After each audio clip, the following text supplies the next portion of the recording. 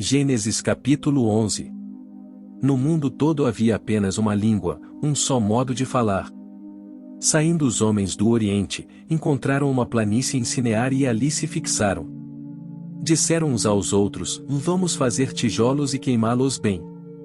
Usavam tijolos em lugar de pedras, e piche em vez de argamassa. Depois disseram: vamos construir uma cidade, com uma torre que alcance os céus.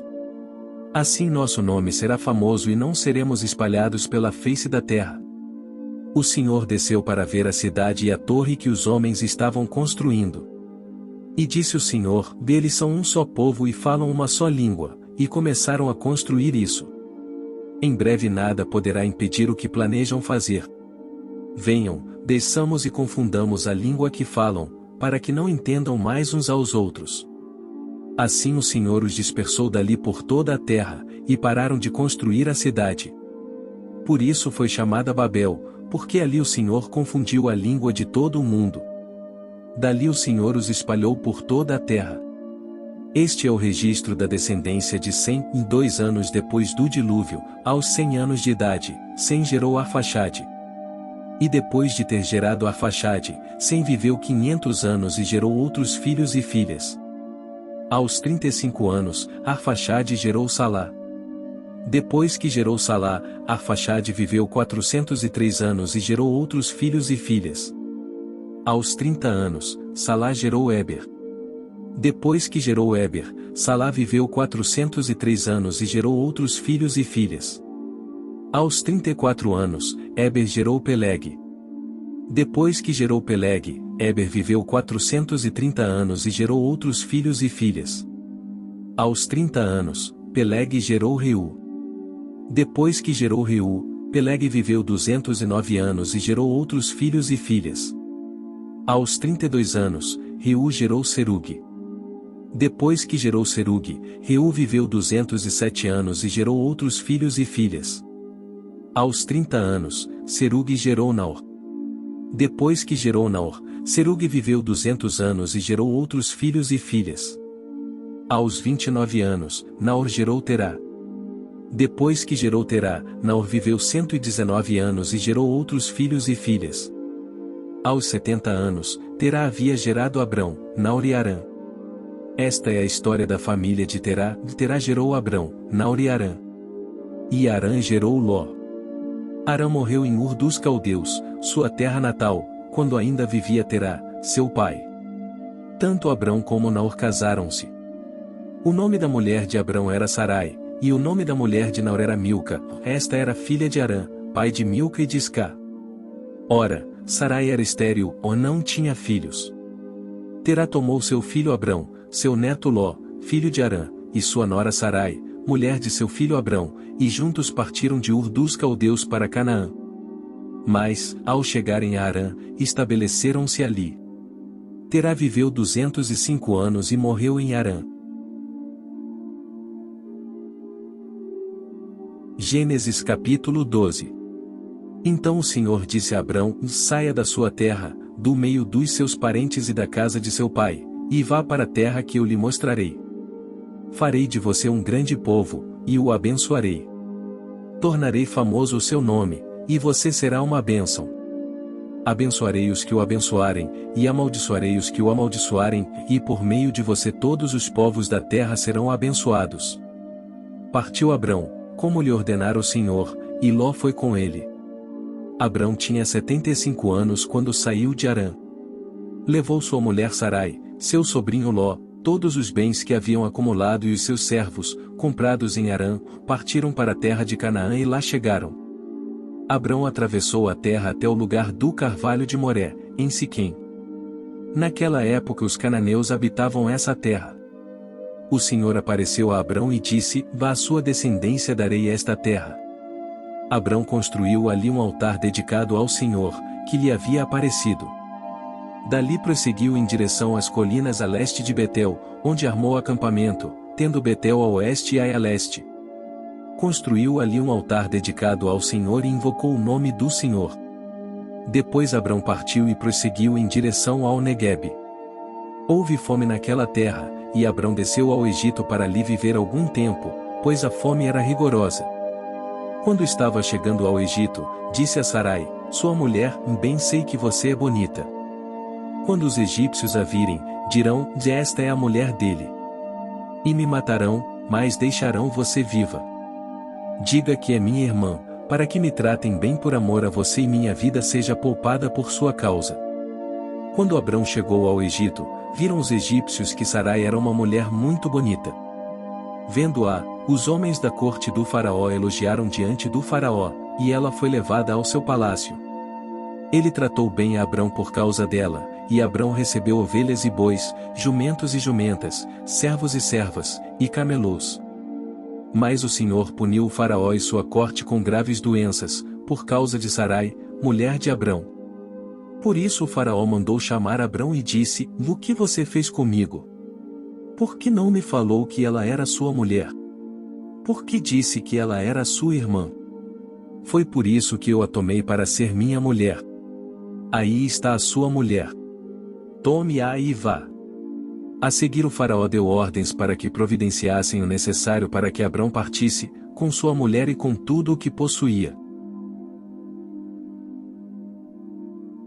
Gênesis capítulo 13. Saiu, pois, Abrão do Egito e foi para o Neguebe, com sua mulher e com tudo o que possuía, e Ló foi com ele. Abrão tinha enriquecido muito, tanto em gado como em prata e ouro. Ele partiu do Neguebe em direção a Betel, indo de um lugar a outro, até que chegou ao lugar entre Betel e Ai onde já havia armado acampamento anteriormente. E onde, pela primeira vez, tinha construído um altar. Ali Abrão invocou o nome do Senhor. Ló, que acompanhava Abrão, também possuía rebanhos e tendas. E não podiam morar os dois juntos na mesma região, porque possuíam tantos bens que a terra não podia sustentá-los. Por isso surgiu uma desavença entre os pastores dos rebanhos de Abrão e os de Ló. Nessa época os cananeus e os ferezeus habitavam aquela terra. Então Abrão disse a Ló, não haja desavença entre mim e você, ou entre os seus pastores e os meus, afinal somos irmãos. Aí está a terra inteira diante de você. Vamos nos separar. Se você for para a esquerda, irei para a direita, ou se for para a direita, irei para a esquerda. Olhou então Ló e viu todo o vale do Jordão, todo ele bem irrigado, até Zoar, era como o jardim do Senhor, como a terra do Egito.